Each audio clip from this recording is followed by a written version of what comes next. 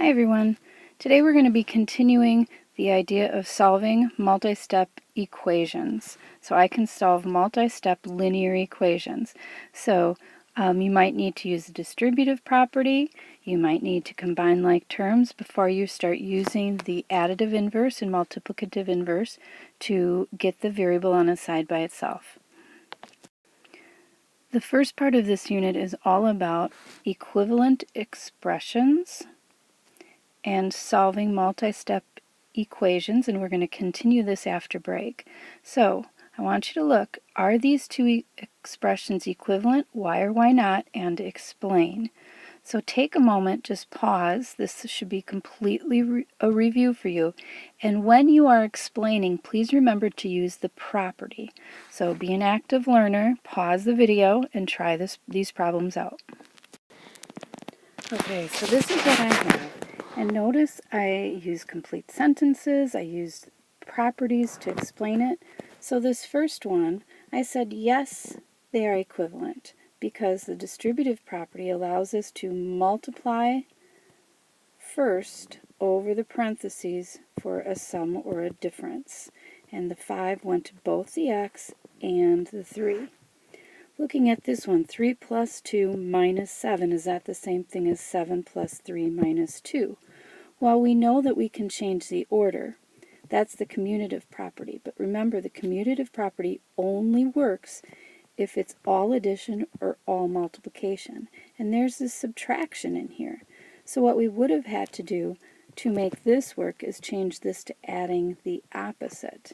And then we could have changed the order. So this would have been a negative 7 plus 3 plus 2.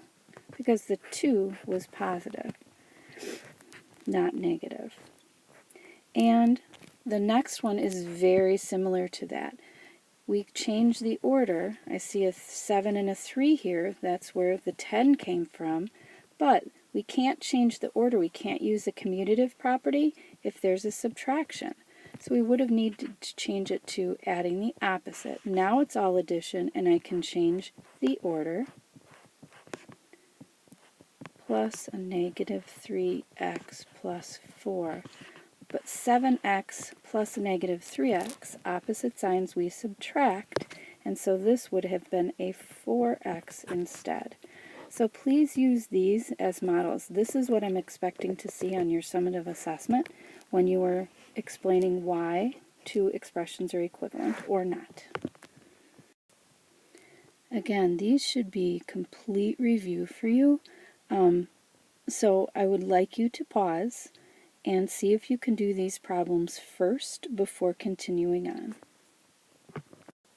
Alright, let's see how you did. Here I don't see any parentheses, and I don't see, for this first one, I don't see any like terms, so I'm just going to draw my line. I find my variable, and remember we need to use the additive inverse first. Additive before multiplicative.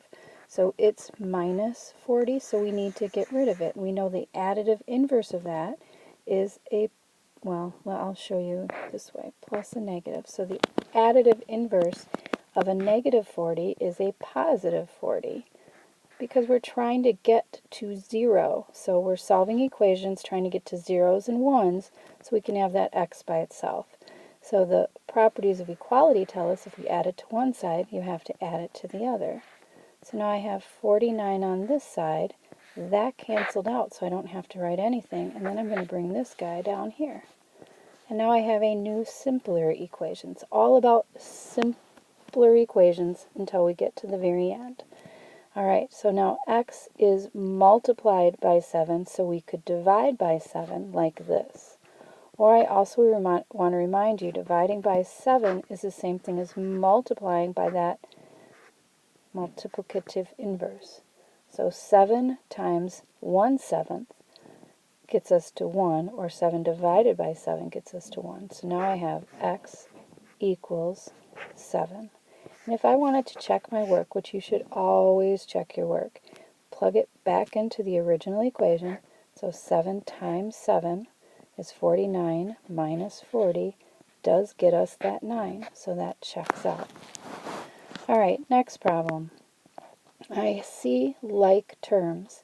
They're like terms if they're on the same side and they have the same variable or variable and exponent. So I'm going to draw my line and I'm going to combine these first. I'm going to combine them first. Some people get confused and they try to use the additive inverse if they're on the same side. So some people might do this. But remember, if they're on the same side, they're on the same team. You're just going to add them together, or whatever it's calling for. But you're not going to use the additive inverse. So I have a negative 2x plus 9x. So the commutative property tells us that we can switch the order. So I'm just going to combine them. Negative 2 plus 9, opposite signs, you subtract. There are more positives, so it's going to be a positive 7x plus 11 is 39. Oops. 39. So now I can find my variable. I don't have anything else I can simplify. I just need this x by itself using our inverse properties. So we're going to use the additive inverse first. So the additive inverse of 11 is negative 11 or minus 11. So that gets me to 24. Oh, sorry. 28. That's a 9. Be careful. Don't do like I do and have messy handwriting. That cancels out, so we're going to bring this guy down. So now 7x equals 28. It's multiplied by 7, so I'm going to divide by 7, or you can multiply by the multiplicative inverse 1/7. So x equals 4. And again, you should plug that in to check your answer. So this would be negative 8 plus 11 plus 36. Does that equal 39? It does, so that checks out. Next problem.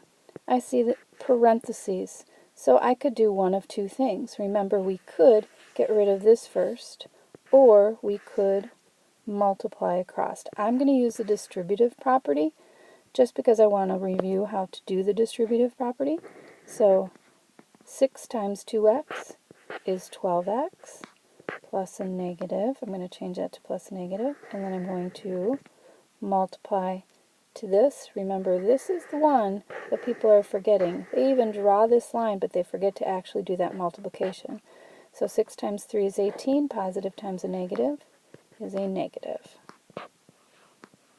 All right.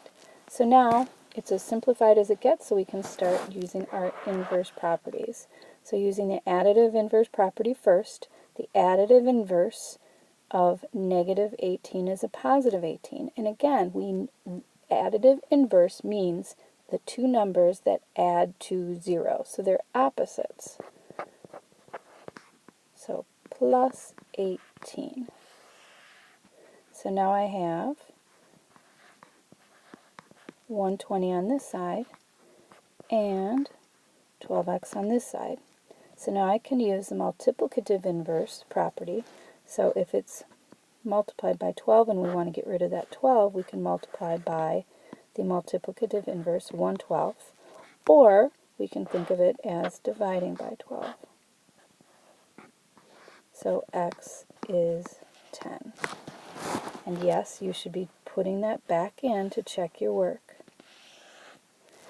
All right, last one. I'm going to use the distributive property again.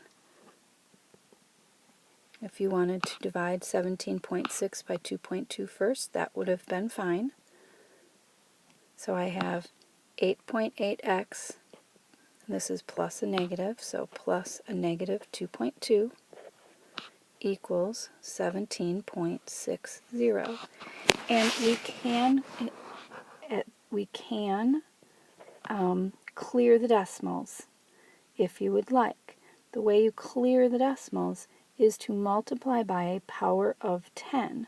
So each of these, because this 17.60, we can ignore that 0. Each of these has a digit in the tenths place. So if we multiply the whole thing by 10, Now we have 88x plus a negative 22 equals 176.